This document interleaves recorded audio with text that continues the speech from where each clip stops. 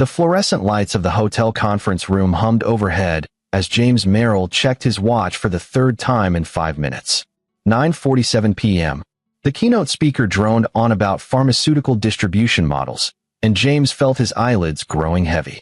He'd flown 600 miles to Phoenix for this 3-day medical supply conference, leaving his 8-year-old son Danny and wife Jocelyn back in Portland.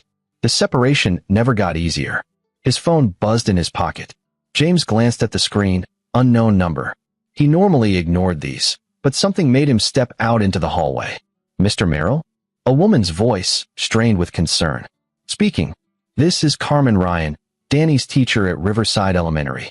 I'm so sorry to call this late, but your son showed up at the school about 20 minutes ago." James's stomach dropped. "What? That's impossible. School ended 8 hours ago. He should be home with his mother." "Sir, I understand, but he's here." He was banging on the front doors. "The night custodian heard him and called me." "Mr. Merrill, Danny is barefoot. He's shaking. He won't tell us what happened, won't speak at all. And his shirt." She paused. "His shirt is covered in something red. I don't think it's blood, but I can't be certain." James's mind raced through possibilities, each worse than the last. "Is he hurt? Have you called the police?" "He doesn't appear physically injured, but he's clearly traumatized. I wanted to contact you first before involving authorities. I've been trying to reach your wife for the past 40 minutes. Her phone goes straight to voicemail. I'll try her right now. Keep Danny safe. I'll call you back in 2 minutes." James's hands trembled as he dialed Jocelyn. Voicemail. He tried again. Voicemail. 3 more attempts, all the same. His wife's phone was off, or she was deliberately ignoring it. At 10 p.m. on a Thursday, with their son missing from home, he called his father-in-law, Leonard Klein. The man answered on the first ring, his voice crisp and alert despite the hour. "James." "What is it?" "Leonard, Danny's at his school. Something happened. He's not speaking, he's traumatized. I can't reach Jocelyn. Have you heard from her?" A long pause. "Too long. Not my responsibility, James." The line went dead. James stared at his phone, the words echoing in his mind. Not my responsibility. His grandson was in crisis, and Leonard had hung up on him. He called Carmen back. "I'm in Phoenix. I can't get back until tomorrow at the earliest. My wife isn't answering. Can you stay with him?" "Of course, but Mr. Merrill, he can't stay here all night. The school closes at midnight, and he needs proper care." James scrolled through his contacts with shaking fingers, past colleagues and acquaintances, until he landed on his sister. Elena Merrill lived in Salem, roughly 2 hours from Portland. She answered on the second ring. "Jimmy? It's late. What's wrong?" He explained in rushed sentences. Elena didn't hesitate. "I'm getting in my car right now. Text me the school address. I'll take care of Danny." "Elena, I can't thank you. Family takes care of family. Always. Now let me drive." James tried Jocelyn 17 more times over the next hour. Nothing. He called the house phone. No answer. He called her best friend, her mother's old number, even her gym. Each dead, and twisted the knot in his stomach tighter.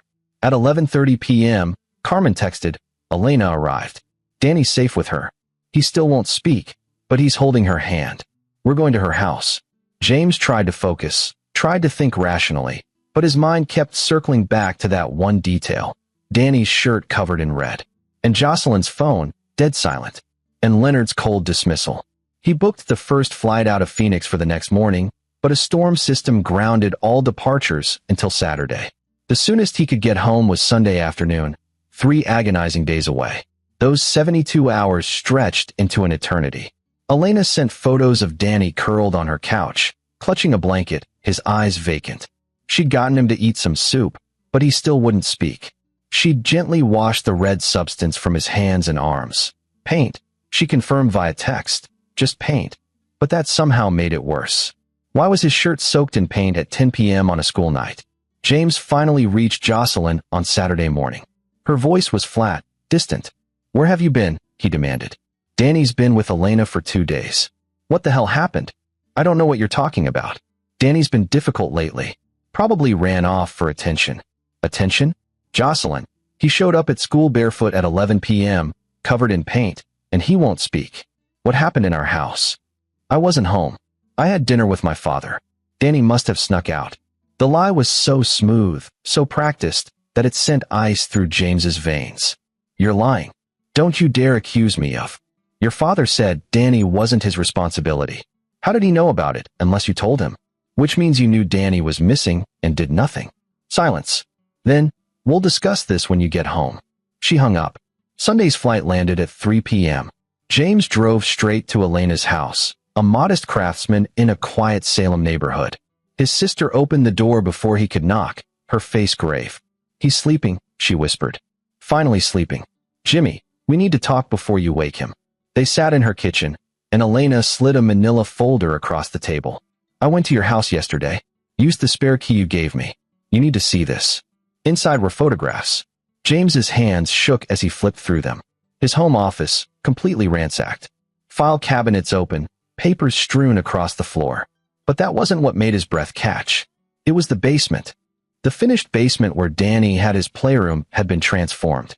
The toys were shoved into one corner. The center of the room held an art easel and canvases, but these weren't Danny's child paintings. These were adult works, crude, sexual, disturbing. Empty wine bottles lined the floor. And in the corner, Danny's small closet door had fresh scratches on the inside, as if someone had been clawing to get out. There's more, Elena said quietly. She handed him her phone.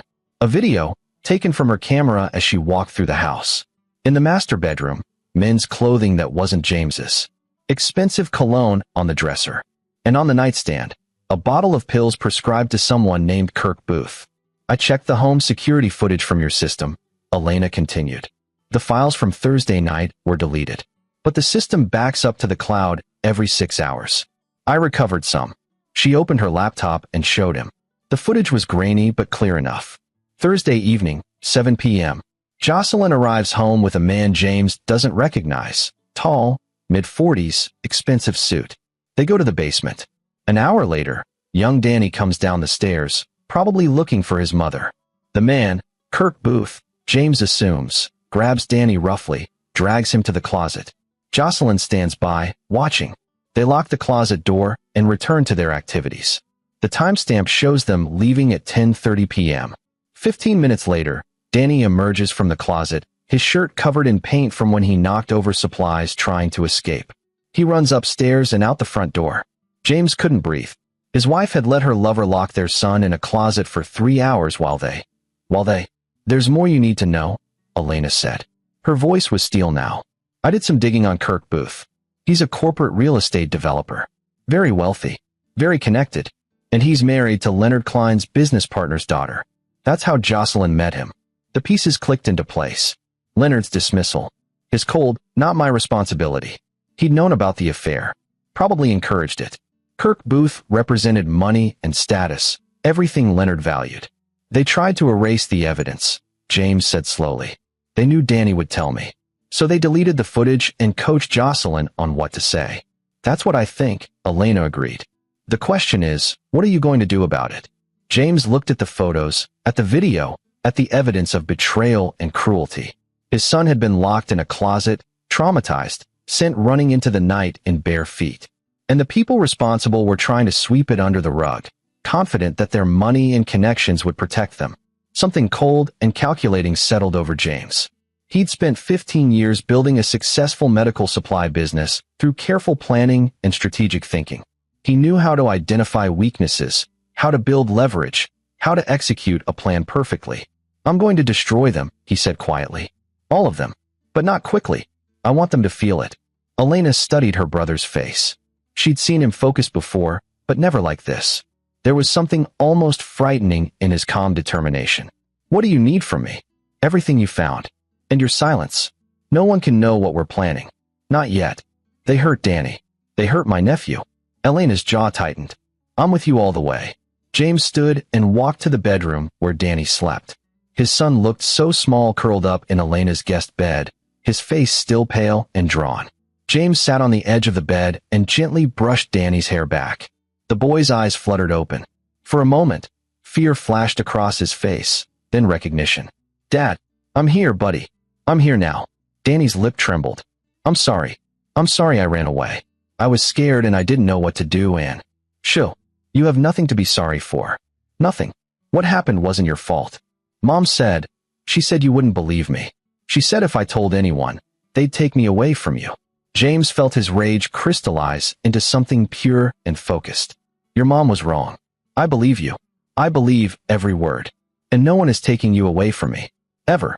Danny threw his arms around James's neck and finally, began to cry. James held his son and let him release the fear and trauma of the past 3 days. Over Danny's shoulder, he caught Elena's eye in the doorway. She nodded once. The war had begun. James spent the next 2 weeks building his case with the precision of a surgeon. He returned to Portland and moved into an extended stay hotel with Danny, claiming the house needed fumigation. Jocelyn barely protested, too busy with her own activities to care where they stayed.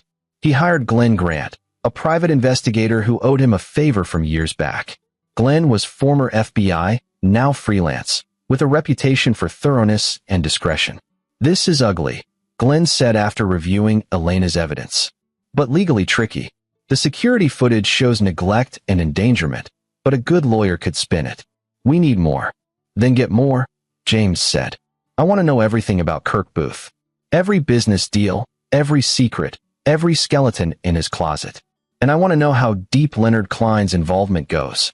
Glenn worked fast. Within a week, he had a file 3 inches thick. Kirk Booth wasn't just a developer. He was a predator with a pattern. 3 previous affairs, all with married women in his business circle. 2 harassment complaints from female employees, both settled quietly with NDAs. A pending lawsuit from a contractor claiming Kirk had sabotaged a rival's project through bribery and intimidation. But here's the interesting part, Glenn said, spreading documents across the hotel room table. Kirk's company is leveraged to hell. He looks wealthy, but he's drowning in debt. His investors are circling, threatening to pull out. He needs a major project to close in the next 60 days, or he's bankrupt. What project? A commercial development in Northwest Portland. 3 city blocks, mixed retail and residential. But it's been held up for 18 months in regulatory hell. Someone's blocking the permits. Glenn smiled. Want to guess who sits on the city planning commission? Leonard Klein. Bingo. And guess whose company stands to make a fortune in fees if the project goes through? James studied the web of connections Glenn had mapped out. Leonard was using his position to leverage Kirk, probably demanding a cut of the profits in exchange for pushing the permits through. The affair with Jocelyn was likely part of the arrangement, Leonard pimping out his daughter to secure the deal. What about Jocelyn? James asked. What's her angle? Glenn's expression darkened. Your wife maxed out 3 credit cards you didn't know about. She's $60,000 in debt from online shopping and spa treatments. I think Kirk promised to pay it off if she played along. So everyone had a motive. Kirk needed the development deal. Leonard wanted his cut. Jocelyn wanted her debts erased. And Danny had been collateral damage in their schemes. James felt sick, but also oddly clear-headed. Understanding the enemy's motivations was the first step to defeating them. Can we prove the corruption? He asked. Not yet. But if Kirk gets desperate enough, he might do something stupid. Desperate men make mistakes. Then let's make him desperate. Over the next week, James began to execute his plan. He used his business connections in the medical supply industry to reach out to Kirk's investors. Innocent questions, casual mentions of irregularities, hints about pending lawsuits. Nothing actionable, nothing that could be traced back to him, but enough to create doubt. 2 of Kirk's major backers requested emergency audits of the development project. Meanwhile, Glenn fed information to a journalist friend at the Portland Tribune about the suspicious delays in the Northwest development permits. The resulting article didn't name Leonard Klein directly, but it raised questions about possible corruption in the Planning Commission. The pressure mounted. Kirk's company stock began to slide. Investors whispered about pulling out. And Leonard Klein found himself suddenly subject to an ethics review by the city council. James watched it all unfold from his hotel room. Danny safe beside him working on homework. His son had started speaking again, slowly opening up in therapy sessions. The therapist had documented everything, building a record of emotional trauma and neglect. Dad, Danny looked up from his math problems. Are we ever going back home? Not that home, buddy. But we'll have a new home soon. A better one. Without Mom. James chose his words carefully. Your mom made some choices that hurt you. I can't let that happen again. So we're going to live somewhere else. Just you and me and maybe Aunt Elena sometimes. Danny nodded slowly. Okay. I like it better with just us anyway. The simple statement broke James's heart and strengthened his resolve in equal measure. On a Wednesday morning, 2 weeks into his plan, James received a call from an unknown number. "Mr. Merrill? This is Detective Sarah Walsh with Portland PD. I need to speak with you about your son." James's pulse quickened. "What about him?" "We received an anonymous tip about possible child endangerment at your residence. I'd like to meet with you and discuss the situation." Anonymous tip? From whom? James's mind raced through possibilities. Had someone noticed Danny's absence from school? Had a neighbor seen something? Or was this part of Jocelyn and Kirk's counter-move? "I'm happy to cooperate," James said carefully. "When would you like to meet?" "This afternoon, if possible. 2 p.m. at the station." "I'll be there." James immediately called his lawyer, Patrick Goldberg, a family law specialist Elena had recommended. Patrick had been on retainer for a week, waiting for James to make his next move. "Don't say anything without me present," Patrick instructed. "I'll meet you at the station at 1:45, and bring all the evidence Elena gathered." At the police station, Detective Walsh turned out to be a sharp-eyed woman in her 40s with a no-nonsense demeanor. She led James and Patrick into an interview room. "Mr. Merrill, we received a report that your son Danny was found at his school late at night in a distressed state. The report also alleges that you've been keeping him out of school and away from his mother for over 2 weeks. Can you explain?" "So that was the play. They were trying to make him look like the bad parent." "Detective, I'd like to show you something," James said, sliding Elena's folder across the table. 3 weeks ago, I was at a conference in Phoenix when my son's teacher called me. Danny had shown up at the school at 11 p.m., barefoot, traumatized, and covered in paint. His mother's phone was off. She didn't answer for 2 days. My sister rescued him and documented what she found at our house. Detective Walsh reviewed the photos, the security footage, the therapist's notes. Her expression grew darker with each page. "And you're saying your wife and this Kirk Booth locked your son in a closet?" "The video shows it clearly. 3 hours. While James couldn't finish the sentence. "Danny ran away in bare feet because he was so terrified, and my wife tried to cover it up." Patrick leaned forward. "My client has documentation of everything. Medical records, therapy sessions, witness statements." Meanwhile, his wife and her associates filed a false report trying to paint him as the negligent parent. "We have evidence of an ongoing affair, financial corruption involving city officials, and clear child endangerment."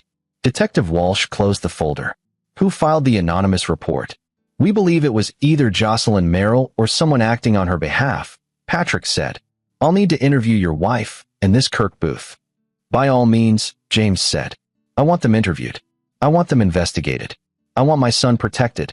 The detective nodded slowly. "Mr. Merrill, I'm going to be honest with you. This is messy, very messy. But if what you're showing me is accurate, your wife and her associate committed multiple crimes. However, prosecuting this won't be easy. They have resources, and they'll fight back." "I'm counting on it," James said quietly. Kirk Booth's world began to collapse on a Thursday morning. The Portland Tribune ran a follow-up article detailing specific examples of delayed permits on the Northwest development, naming Leonard Klein as a potential person of interest in a corruption investigation. By noon, Leonard had been suspended from the Planning Commission pending a full ethics inquiry. Kirk's phone rang 30 times that morning with investors demanding answers. His wife, Christina Booth, the daughter of Leonard's business partner, confronted him about the affair rumors that were now circulating in their social circles. And then Detective Walsh showed up at his office with questions about Danny Merrill. Kirk made his first major mistake. He tried to bluff his way through. "I barely know Jocelyn Merrill," he told the detective. "We met at a charity event. That's all." Walsh showed him the security footage. "This video shows you at her house, grabbing her 8-year-old son and locking him in a closet. Want to revise your statement?" Kirk's lawyer, who'd arrived within minutes, whispered urgently in his ear. "I'd like to consult with my client before we continue." "Take your time," Walsh said pleasantly. "But I should mention that we're also looking into allegations of corruption related to city permits." Funny how things connect, isn't it? After the detective left, Kirk's lawyer was blunt. "You're screwed. The video is damning. The corruption investigation adds weight. And your investors are already fleeing. You need to settle this fast, or you're looking at criminal charges plus financial ruin." Leonard said he'd handle it. Kirk said desperately. He said his daughter would keep quiet. Leonard Klein is busy trying to save his own career. He's not going to protect you. You're the expendable one in this arrangement. Kirk Booth, who'd spent his life believing his wealth and connections made him untouchable, felt the ground shifting beneath his feet. Meanwhile, Leonard Klein sat in his study, reviewing the disaster unfolding around him. The ethics investigation would likely end his political career. His business partner was already distancing himself, furious about the affair with Kirk. And his daughter Jocelyn kept calling, demanding he fix everything. He'd underestimated James Merrill. He'd seen Jocelyn's husband as a small-time businessman, someone who could be managed. He hadn't expected this level of sophisticated counterattack. Leonard's phone rang. His lawyer. Leonard, you need to understand your position. The city has subpoenaed your financial records. They're going to find the consultant fees Kirk's company paid you. You need to cooperate with investigators if you want any chance of avoiding criminal charges. Cooperate? You mean betray Kirk? Kirk is already betraying you. His lawyer called ours 20 minutes ago. He's willing to testify that you solicited bribes in exchange for expediting permits. He's throwing you under the bus to save himself. Leonard felt genuine fear for the first time in decades. What do I do? We offer James Merrill a deal. Give him everything he wants in the divorce and custody case. In exchange, he backs off the corruption investigation. Absolutely not. I won't let him humiliate this family. Then you'll go to prison. Your choice. Leonard Klein, who'd spent his life making calculated decisions, realized he'd miscalculated catastrophically. Jocelyn Merrill sat in her nearly empty house, surrounded by legal documents. Her father wouldn't return her calls. Kirk had ghosted her completely. Her credit cards were still maxed out, her debts unpaid. And now her lawyer was telling her that James had filed for divorce and sole custody, backed by evidence that made her look like a monster. Can we fight it? She asked desperately. Her lawyer, a tired woman in her 60s, shook her head. Mrs. Merrill, the security footage alone is devastating. Add in your son's testimony, the therapy records, the deleted files. You have no credible defense. If this goes to trial, you'll lose custody completely and possibly face criminal charges. But Kirk said, Kirk Booth is trying to negotiate a plea deal with prosecutors. He's not going to help you. Neither is your father. You're on your own. Jocelyn felt the walls closing in. Everything she'd done had been for security, for money, for a better life. Kirk had promised her freedom from her struggling marriage, had dangled the prospect of wealth and status. Now it was all ashes. What should I do? Accept your husband's terms. He's offering you a choice. Sign over custody, agree to supervised visitation only, and leave Portland. In exchange, he won't pursue criminal charges for child endangerment. It's more generous than you deserve. Leave Portland? That's my home. Your home is gone. Your reputation is destroyed. Your father's career is over. The best you can hope for now is to minimize the damage. That evening, James received a call from Patrick Goldberg. She's signing, his lawyer said. Jocelyn agreed to all terms. Full custody to you, supervised visitation only, and she's relocating to Seattle. Leonard Klein is also settling. He's paying $50,000 toward Danny's therapy and education costs. Kirk Booth is pleading guilty to child endangerment and corruption charges. He'll do 18 months in prison and lose his business license. James closed his eyes. And the development project? Dead.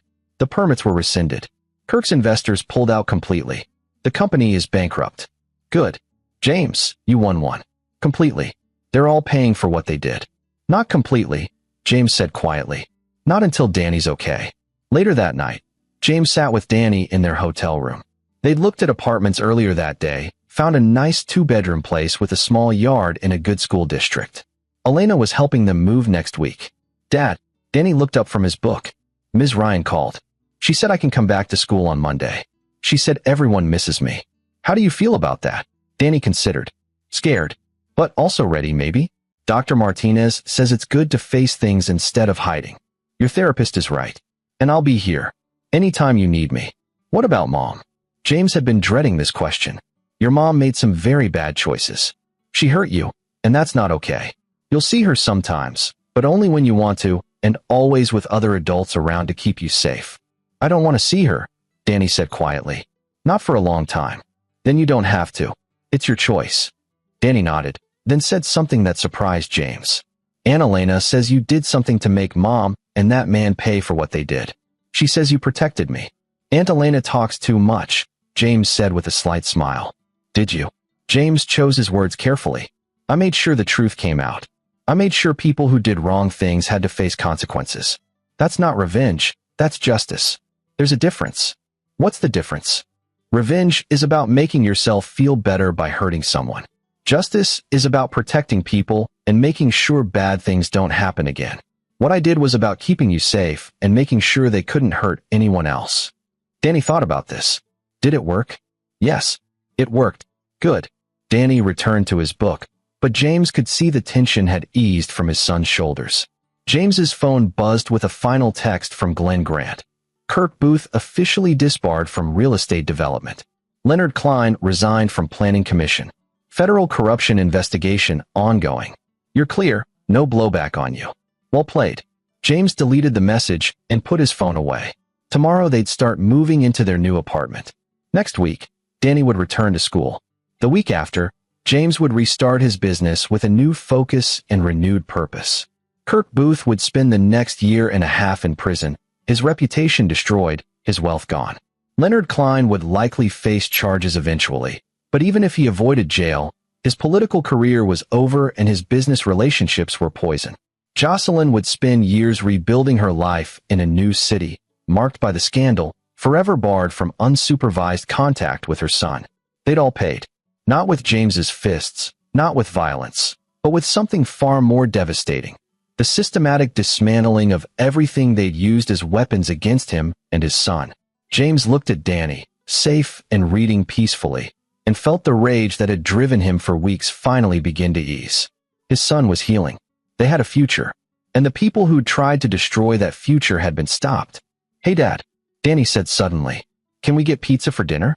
Absolutely. Extra cheese. And pepperoni. You got it, buddy. As James ordered their food, he realized he was smiling.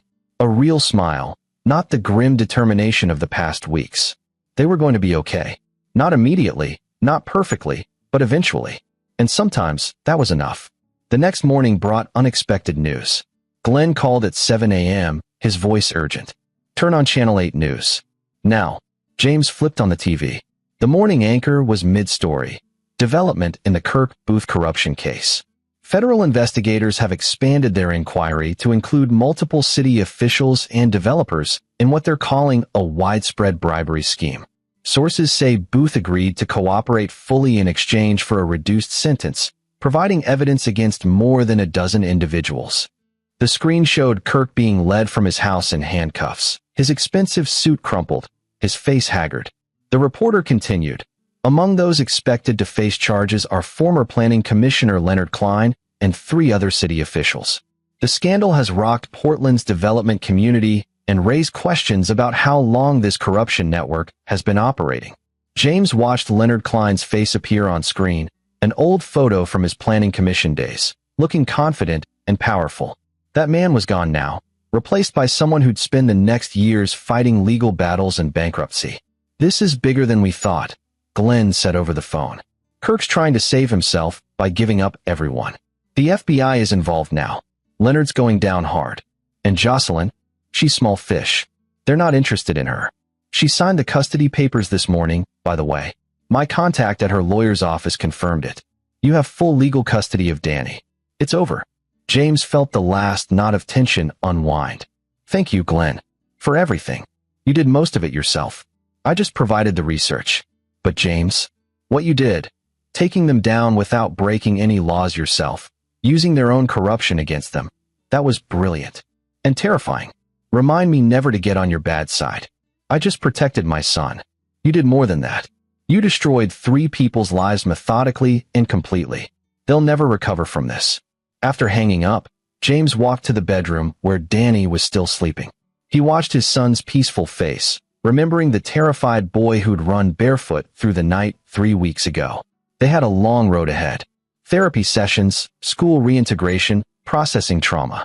But they'd walk that road together, and they'd walk it free from the people who'd tried to hurt them.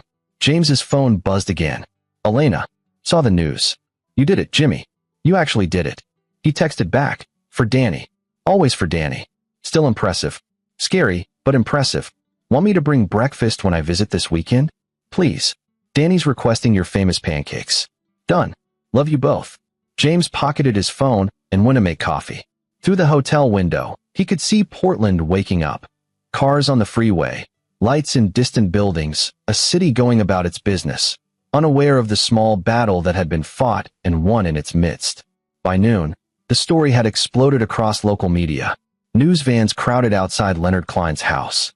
Reporters ambushed Kirk's lawyer outside the courthouse. The Portland development community was in chaos as everyone scrambled to distance themselves from the scandal. James took Danny to their new apartment to continue unpacking. The boy seemed lighter somehow, as if sensing that the danger had truly passed. "This place is nice," Danny said, arranging his books on a shelf in his new bedroom. "It feels safe." "It is safe. I promise." "Will those people ever come back? Mr. Booth or Mom or Grandpa Leonard?" "No.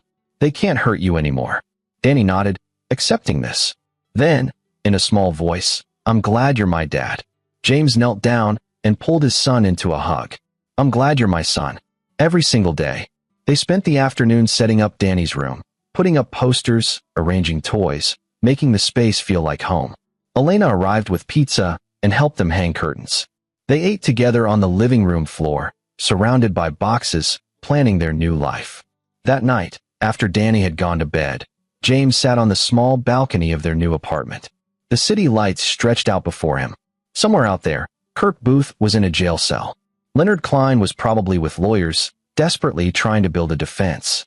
Jocelyn was packing her things, preparing to leave Portland in disgrace. He felt no joy in their downfall, but no guilt either. They'd made their choices. They'd hurt an innocent child. They'd tried to cover it up, to use their power and money to escape consequences. James had simply ensured that consequences found them anyway. His phone rang one last time. Unknown number. He almost didn't answer, but something made him pick up. "James Merrill." An unfamiliar male voice. "Speaking. This is Richard Shields. I'm Kirk Booth's former business partner. We need to talk." James tensed. "About what?" "I want to thank you. That was unexpected." "Excuse me." "Kirk destroyed 3 of my developments through shady deals and corruption.